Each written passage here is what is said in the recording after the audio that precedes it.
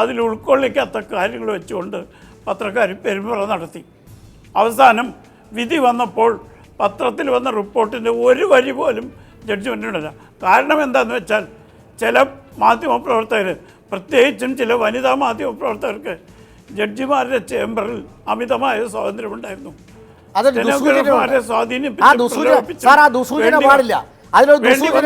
രാംകുമാർ സാറിനെ പോലുള്ള വളരെ മുതിർന്ന അഭിഭാഷകൻ ആ ദുസൂചന പാടില്ല. ഇവിടെ വനിതാ അഭിഭാഷകരൊക്കെ ജഡ്ജിമാരുടെ ചേംബറിൽ കയറി വനിതാ മാധ്യമപ്രവർത്തകർ വക്കീലും ജഡ്ജിമാരുടെ ചേംബറിൽ കയറി മേശക്കടിയിലൂടെയാണ് ചോർത്തിയെടുക്കുന്നത് എന്ന ദുസൂചന സാറിനെ പോലെ ആൾക്കാർ ചെയ്യാൻ പാടില്ല. അതിലെന്താ ദുസൂചന? ഞാനൊരു വസ്തുത പറഞ്ഞതാണ്.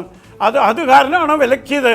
ഇന്നിപ്പോൾ ഹൈക്കോടതി മാധ്യമപ്രവർത്തകർ അനാവശ്യമായിട്ട് ചേംബറിൽ കയറിയെന്ന് ഓർഡർ ഇട്ടിട്ടുണ്ട്. എന്തുകൊണ്ടാണ് ഓർഡർ ഇട്ടത്? ആ സ്വാതന്ത്ര്യം രൂപപ്പെടുത്തിയത് ാണല്ലോ എല്ലാ അഭിഭാഷകരും ഉറഞ്ഞാടുന്നത്. രാംകുമാർ സാർ ഉൾപ്പെടെ ഉറഞ്ഞാടുന്നത് ഒരു അഭിഭാഷകൻ സ്ത്രീപീഡന കേസിൽ പെട്ടപ്പോഴാണല്ലോ. ഒരു നിമിഷം അഡ്വക്കേറ്റ് രാംകുമാർ, ഇപ്പോൾ താങ്കൾ പറയുകയാണ് തെറ്റായി റിപ്പോർട്ട് ചെയ്യുന്നു. ഒരു നിമിഷം ജഡ്ജിമെന്റ് തെറ്റായി റിപ്പോർട്ട് ചെയ്യുന്നു, ഇല്ലാത്ത കാര്യങ്ങൾ ഉണ്ട് എന്ന നിലയിൽ റിപ്പോർട്ട് ചെയ്തു. ശരി, ആ പിഴവ് തിരുത്തപ്പെടേണ്ടത് തന്നെയാണ്. അതിൽ ഒന്നാമത്തെ ജാഗ്രത പാലിക്കേണ്ടത് ഹൈക്കോടതി തന്നെയാണ്. ആധുനിക സംവിധാനങ്ങൾ ഉണ്ടല്ലോ നമ്മുടെ മുന്നിൽ. ഹൈക്കോടതിയിൽ ഇപ്പോൾ ഇന്നൊരു ജഡ്ജ്മെന്റ് പുറപ്പെടുവിച്ചാൽ അപ്പോൾ തന്നെ അത് ഓൺലൈനിൽ ലഭ്യമാക്കുക കഴിയുന്നുണ്ടോ? സുപ്രീം കോടതിയിൽ കഴിയുന്നുണ്ടല്ലോ. ആ സംവിധാനം ഇവിടെ ഏർപ്പെടുത്താൻ എന്തെങ്കിലും ഒരു ആലോചന പോലും ഇല്ലാതെ മാധ്യമങ്ങളെ വിലക്കിയ നടപടി ശരിയാണോ? മാധ്യമങ്ങളെ വിലക്കിക്കൊള്ളൂ. തെറ്റായ റിപ്പോർട്ടിങ്ങിൻ്റെ പേരിലാണെങ്കിൽ ശരിയായ രൂപത്തിൽ മാധ്യമങ്ങൾക്ക് അത് അറിയിക്കാൻ വേണ്ട സൗകര്യങ്ങൾ അവിടെയുണ്ട്. അത് പൂർണ്ണമായും സജ്ജമാക്കുകയെങ്കിലും വേണ്ടേ കുറഞ്ഞ പക്ഷം? ഹൈക്കോടതി ഇപ്പോഴെടുത്തിട്ടുള്ള മുൻകരുതലുകൾ എടുത്തിട്ടില്ലായിരുന്നെങ്കിൽ നമ്മുടെ അയൽ സംസ്ഥാനമായ മദ്രാസ് ഹൈക്കോടതിയിൽ നടന്ന സംഭവങ്ങൾ മാധ്യമപ്രവർത്തകർ പ്രകോപിപ്പിച്ച് നടക്കുമായിരുന്നു. അത് തടയാനാണ് ഹൈക്കോടതി മുൻകരുതലെടുത്തത്. പിന്നെ എൻ്റെ സുഹൃത്ത് ശ്രീ അജിത് കുമാർ നിങ്ങൾ ആവർത്തിക്കുന്ന നുണ വീണ്ടും ആവർത്തിച്ചു. ഏതോ ഒരു കേസ്, ആ കേസ് ഹൈക്കോടതിയിൽ പരിഗണനയിലായ ഉടനെ അഭിഭാഷകർ അതിനെപ്പറ്റി നിർത്തി.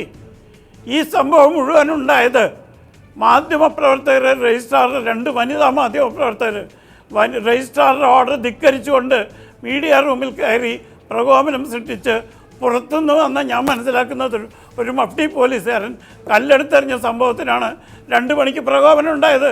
അല്ലാണ്ട് ആ കേസുമായി യാതൊരു ബന്ധമില്ല. അഡ്വക്കേറ്റ് രാംകുമാർ, മദ്രാസ് ഇവിടെ ആവർത്തിക്കാതിരിക്കാനുള്ള മുൻകരുതൽ ഹൈക്കോടതി എടുക്കുന്നു. ശരി, നല്ല കാര്യം. നാളെ ഇപ്പോൾ ഈ റെഫറൻസിൻ്റെ കാര്യത്തിൽ മാധ്യമങ്ങളെ അവിടേക്ക് അടുപ്പിക്കുന്നില്ല, പക്ഷേ ചിത്രങ്ങൾ നൽകാൻ പോകുന്നു. നല്ല കാര്യം. അതുപോലെ തന്നെ ഏറ്റവും പ്രധാനപ്പെട്ട കാര്യമാണ് ആ നീതിപീഠത്തിൻ്റെ സാരം എന്താണ്, അത് പുറത്തേക്ക് വിടുന്ന സന്ദേശം എന്താണ് എന്നത് വ്യക്തമാക്കുന്ന വിധിന്യായങ്ങൾ. ആ വിധിന്യായം തെറ്റുകൂടാതെ മാധ്യമങ്ങളിലൂടെ വരേണ്ടത് നല്ല കാര്യമാണല്ലോ. അതിനുവേണ്ട സജ്ജീകരണങ്ങൾ എന്തുകൊണ്ടില്ല? എന്തുകൊണ്ട് ഓൺലൈനിൽ അത് ലഭ്യമല്ല? വേണു, ഇത് എന്നോട് ചോദിക്കേണ്ട കാര്യമില്ല. നിങ്ങളുടെ മാധ്യമപ്രവർത്തകർ രജിസ്ട്രാറുടെ കൽപ്പന പുല്ലുപോലെ കരുതുന്നവരാണ്. അവർ ആ രജിസ്ട്രാറെ കണ്ട് ഇതുപോലെ ചെയ്യണമെന്ന് പറയാം. രജിസ്ട്രാർ മീഡിയ റൂമിൽ കയറാൻ പാടില്ല എന്ന് പറഞ്ഞാൽ കയറി അടങ്ങൂ എന്ന് വാശി പിടിക്കുന്ന മാധ്യമപ്രവർത്തകരോട് സൗഹാർദ്ദത്തിൻ്റെ ഭാഷയല്ല സംസാരിക്കേണ്ടത്. തല്ലുകൊള്ളുന്നവരോട് ഇന്ന് എം വി ജയരാജൻ പറഞ്ഞ പോലെ ജ്യൂസ് കുടിച്ച് മോനെ എന്നല്ല പറയേണ്ടത്. അപ്പോൾ തല്ലുകൊണ്ട് ചൂളുന്നവരുടെ ഫോട്ടോ മാത്രം വെച്ച് ഇതാ അഭിഭാഷക ഗുണ്ടകള്, ഇതൊന്നുമല്ല എന്റെ ചോദ്യം. അങ്ങ് പറയുകയായിരുന്നു പോരായ്മയുണ്ട് റിപ്പോർട്ടിംഗിൽ എന്ന്. ഈ ഹൈക്കോടതി എങ്ങനെ തീരുമാനിച്ചു? ഈ കോടതികൾ എങ്ങനെ തീരുമാനിച്ചു?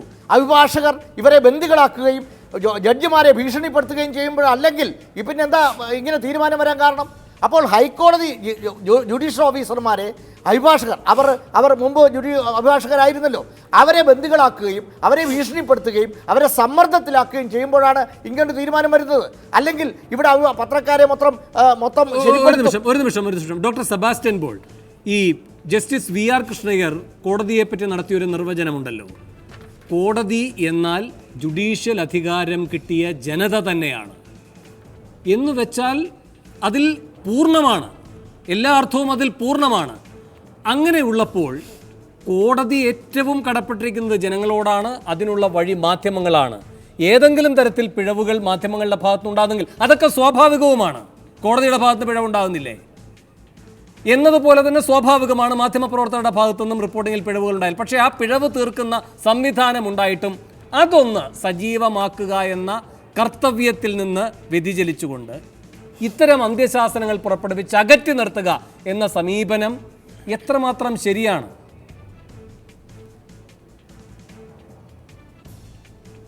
ഈ കോർട്ട് റിപ്പോർട്ടിങ് അല്ലെങ്കിൽ കോടതി റിപ്പോർട്ടിങ് ശാസ്ത്രീയമായി നടത്തുന്ന ഒരു സംസ്ഥാനം കേരളമാണ്. കഴിഞ്ഞ അരനൂറ്റാണ്ട് കാലമായി കേരളത്തിലെ എല്ലാ പത്രങ്ങൾ മാത്രമുള്ള കാലത്ത് പത്രങ്ങൾ, ഇപ്പോൾ TV ചാനൽ ഉൾപ്പെടെ കോടതി വാർത്തകൾ ഫലപ്രദമായി റിപ്പോർട്ട് ചെയ്യുന്നുണ്ട്. കേരളം ലീഗൽ ലിറ്ററസി, നിയമസാക്ഷരതയിൽ ഏറ്റവും മുന്നിലെത്താൻ കാരണം ഈ കോടതി റിപ്പോർട്ടിംഗ് തന്നെയാണ്. കോടതി റിപ്പോർട്ടിങ്ങിൽ പോരായ്മകളുണ്ടെങ്കിൽ അത് പരിഹരിക്കുന്നതിന് അവരുമായി ചർച്ച നടത്താം, വർക്ക്ഷോപ്പ് നടത്താം, ക്ലാസ് നടത്താം, എന്തും ചെയ്യാം. അല്ലെങ്കിൽ കണ്ടംപ്റ്റ് ഓഫ് കോർട്ട് അനുസരിച്ച് അവരെ ശിക്ഷിക്കുകയും ചെയ്യാം. അതിന് പകരം ഇത് അലക്സാണ്ടർ തോമസിൻ്റെ വിധിയെക്കുറിച്ച് ശ്രീ രാംകുമാർ പറഞ്ഞു. അദ്ദേഹം കോടതിയിൽ നടത്തിയ ചില പരാമർശങ്ങൾ റിപ്പോർട്ട് ചെയ്തതാണ് അപകടത്തിലായത്. ജഡ്ജിമാർക്ക് പലപ്പോഴും അസൗകര്യം ഉണ്ടാകാറുണ്ട്. കോടതിയിൽ അവർ പറയുന്ന കാര്യങ്ങൾ റിപ്പോർട്ട് ചെയ്യപ്പെടുകയും അത് ചർച്ചയാകുകയും ചെയ്യുമ്പോൾ അല്ലെങ്കിൽ വിവാദമാവുകയും ചെയ്യുമ്പോൾ അവർ ചിലപ്പോൾ അസ്വസ്ഥത കാണിക്കാറുണ്ട്. അതൊന്നും ശരിയായ കാര്യമല്ല എന്ന് ഞാൻ തന്നെ പലപ്പോഴും പറഞ്ഞിട്ടുണ്ട്. കാരണം കോടതി ഒരു പൊതു ഇടമാണ്. ആ പൊതു ഇടം സൃഷ്ടിച്ചത് ജനങ്ങളാണ്. ജസ്റ്റിസ് കൃഷ്ണയുടെ കാര്യം പരാമർശിച്ചല്ലോ. അദ്ദേഹം എപ്പോഴും ആവർത്തിച്ച് നമ്മെ ഓർമ്മപ്പെടുത്തുന്ന ഒരു കാര്യം ഭരണഘടനയുടെ പ്രിയാമ്പിൾ ആരംഭിക്കുന്ന ആ 5 വാക്കുകളാണ്. We the people of India, ഭാരതത്തിലെ ജനങ്ങളായ നമ്മൾ. ഈ കോടതിയും ഈ ജഡ്ജിമാരും ഈ അഭിഭാഷക വൃത്തിയും എല്ലാം ആ ജനങ്ങളുടെ സൃഷ്ടിയാണ്. അവരാണ് ഇതിൻ്റെ ഉടമകൾ. അതുകൊണ്ടാണ് ഞാൻ ആദ്യമേ പറഞ്ഞല്ലോ ഓപ്പൺ കോർട്ട് എന്ന തത്വം. അത് വലിയൊരു സിദ്ധാന്തമാണ്. ഏറ്റവും വലിയ ജനാധിപത്യ തത്വമാണത് ഓപ്പൺ കോർട്ട്. ഓപ്പൺ കോർട്ട് എന്ന് പറഞ്ഞാൽ ജനങ്ങൾ കാണുകയെ, ഉടമസ്ഥർ കാണുകയെ കാര്യങ്ങൾ നടക്കണം. ആ ഉടമകൾക്ക് നിത്യവും കോടതിയിൽ വന്ന് നിൽക്കാൻ കഴിയാത്തത് കൊണ്ടാണ് മാധ്യമപ്രവർത്തകർ ആ ഉത്തരവാദിത്വം ഏറ്റെടുത്തിരിക്കുന്നത്. മാധ്യമപ്രവർത്തകർ ഏറ്റെടുത്തിരിക്കുന്നത് ഏറ്റവും വലിയ ജനാധിപത്യപരമായ ഉത്തരവാദിത്വമാണ്. വീഴ്ചകൾ തിരുത്തണം, വീഴ്ചകൾ ആവർത്തിക്കുമ്പോൾ ശാസിക്കപ്പെടണം അല്ലെങ്കിൽ ശിക്ഷിക്കപ്പെടണം.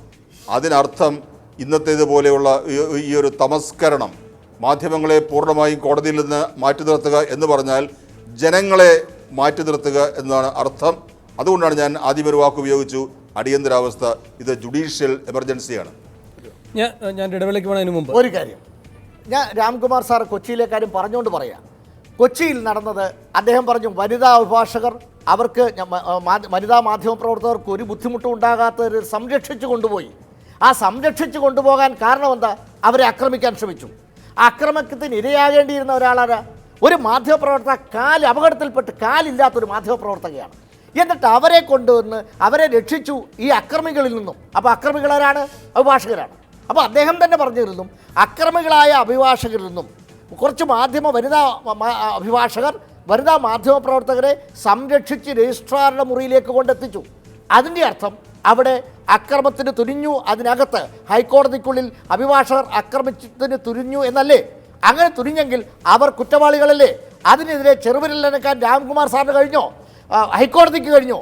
അതുകൊണ്ടാണ് ഞാൻ പറഞ്ഞത്, ഹൈക്കോടതിയെ പോലും ഈ ഒരു കൂട്ടം അഭിഭാഷകർ ബന്ദികളാക്കിയിരിക്കുന്നതാണ്. അതിന് നേതൃത്വം കൊടുക്കുകയാണ് രാംകുമാർ സാർ. ശരി, ഞാൻ ഇടവേളയിലേക്ക് പോകണം. ഇടവേളയ്ക്ക് ശേഷം സൂപ്പർ പ്രൈം ടൈം ചർച്ച ചെയ്യുന്നത് പ്രശ്നപരിഹാരം അകലെ ആയിരിക്കുമ്പോഴും ആക്ടിംഗ് ചീഫ് ജസ്റ്റിസ് ആക്ട് ചെയ്യാതിരിക്കുന്നത് എന്തുകൊണ്ട്, പിണറായി വിജയൻ പിന്തിരിഞ്ഞു നിൽക്കുന്നത് എന്തുകൊണ്ട്? ഇടവേളയ്ക്ക് ശേഷം.